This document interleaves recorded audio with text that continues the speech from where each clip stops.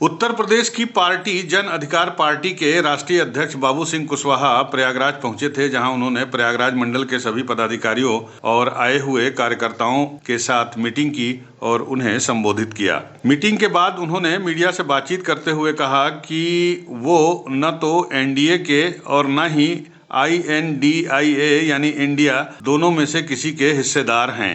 वो किसी के हिस्सेदार नहीं हैं, बल्कि उनका खुद का ही एक अलग घटक भागीदारी परिवर्तन मोर्चा है और वो इसी घटक दलों के साथ लोकसभा चुनाव 2024 और मध्य प्रदेश के विधानसभा चुनावों में भागीदारी करेंगे। उन्होंने कहा कि हमने उत्तर प्रदेश समेत 5 राज्यों में अपना संगठन मजबूत कर लिया है और हर जगह हमने स्थानीय घटक दलों को भी मजबूत करने का काम किया है।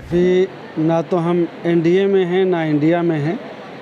हमारा खुद का एक राजनीतिक दल है जन अधिकार पार्टी, और हमारे साथ भी कई पार्टियों के साथी जुड़े हैं। विधानसभा चुनाव में हम लोगों ने भागीदारी परिवर्तन मोर्चा बनाया था। अभी हमारा भागीदारी परिवर्तन मोर्चा है और उसी के तहत हम लोग तैयारी कर रहे हैं और पूरी मजबूती के साथ हम लोग लोकसभा का चुनाव लड़ेंगे और आपके बगल में जो मध्य प्रदेश का चुनाव है उसको भी लड़ेंगे। मतलब आप लोग किसी के हिस्सा नहीं, अभी तक हम किसी के हिस्सा नहीं हैं। हमारी पार्टी अपना अलग से तैयारी कर रही है और हमारे भी छोटे छोटे संगठन हैं, उनको जोड़ करके हम लोगों ने भागीदारी परिवर्तन मोर्चा बनाया है। क्या किसी पार्टी की ओर से आपके पास ऑफर आया एनडीए या इंडिया की तरफ? नहीं, अभी कोई ऑथेंटिक बात नहीं है, कोई ऐसी बातचीत नहीं है। जब कोई बातचीत आएगी बनेगी तो फिर आपसे ज़रूर चर्चा करेंगे। क्या कभी किसी पार्टी के हिस्से का बनने का मन बनाया था इंडिया? नहीं, अभी ऐसी कोई बात नहीं है।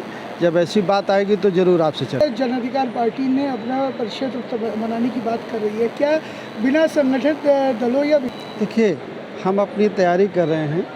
हम लोगों ने जीरो से शुरुआत की है और जीरो से शुरुआत करके आज हम यहाँ तक पहुँचे हैं कि हमारी पार्टी का संगठन उत्तर प्रदेश में, उत्तर प्रदेश के बाहर 4 राज्यों में संगठन बना है, पदाधिकारी हैं हर जिलों में, और हम लोग तैयारी कर रहे हैं धीरे धीरे। एकाएक तो हम नहीं जीत जाएंगे, लेकिन हम धीरे धीरे कोशिश कर रहे हैं और उत्तर प्रदेश में हम काफ़ी मजबूत हो गए हैं। ज्ञानवापी मसले पर बोलते हुए उन्होंने कहा कि परिसर भगवान बुद्ध की विचारधारा के अनुयायी बहुत पुराने समय से है और ये परिसर में स्थित ढांचा भगवान बुद्ध के मठ की भी हो सकती है, लेकिन हमें देश की न्यायपालिका पर भरोसा है। हमारे देश की न्यायपालिका अत्यंत महत्वपूर्ण है और न्यायपालिका हम सभी के साथ न्याय करेगी, हमें इसकी पूरी उम्मीद है। चलते चलते मणिपुर में हो रही हिंसा पर उन्होंने कहा कि सरकार की विफलता के चलते ये शर्मसार करने वाली घटना हो रही है और देश और प्रदेश दोनों की सरकारें वहां के स्थानीय लोगों को न्याय दिलाने में फेल रही हैं। जब आज से 2500 साल पहले भगवान बुद्ध इस धरती में आए, पैदा हुए, और जब उन्हें ज्ञान प्राप्त हुआ उसके बाद उनकी विचारधारा इस देश में फैली, तो हमारे देश के और दुनिया के आज भी 50-60 देशों में भगवान बुद्ध की विचारधारा को मानने वाले लोग हैं। ये सच है कि जब हमारा देश में भगवान बुद्ध की विचारधारा फैली, बौद्धिस्ट राजा हुए, पूरा देश बौद्धमय था, भगवान बुद्ध की विचार को मानता था। उसके बाद भगवान बुद्ध की विचारधारा के बाद किसी और विचारधारा के राजा का राज आया, उसकी विचारधारा फैली। फिर इसी तरह से जिस विचारधारा का राजा आ जाता है, जिस विचार को मानने वाला राज करने लगता है, उस विचार के लोग या वहाँ की जनता हो जाती है। तो ये अभी कहना मुश्किल है, ये खोज का विषय है कि कहाँ क्या है, लेकिन ये सच है कि भगवान बुद्ध की विचारधारा इस देश में थी और पूरा देश इस भगवान बुद्ध की विचारधारा को मानने वाला था। मतलब वहाँ पे मंदिर मस्जिद नहीं था पहले? मैं ये जानता हूँ, मैं ये कह सकता हूँ कि हमारा पूरा देश, आप भी पढ़ेंगे इतिहास को तो आप अपने पूर्वजों की तरफ अगर जाएंगे तो आप सब पाएंगे कि भगवान बुद्ध की विचारधारा को मानने वाला यह देश था और सभी लोग मानते थे भगवान बुद्ध की विचारधारा। स्वामी प्रसाद मौर्य जी ने मांग उठाई है बाकायदा, क्या उनके मांग का समर्थन करते हैं? नहीं, उन्होंने क्या मांग उठाई है मुझे नहीं जानकारी है। अब जब उनकी कोई मांग मैं देखूं तो फिर आपसे चर्चा करूं।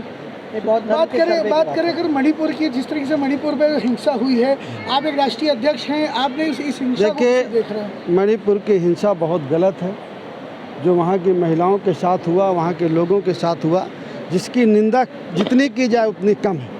यहाँ की जो हमारे देश की सरकार है या मणिपुर की सरकार हो, उसको तुरंत एक्शन लेना चाहिए लेकिन 3 महीना हो जाने के बाद भी वहाँ कोई उचित कार्रवाई नहीं हुई।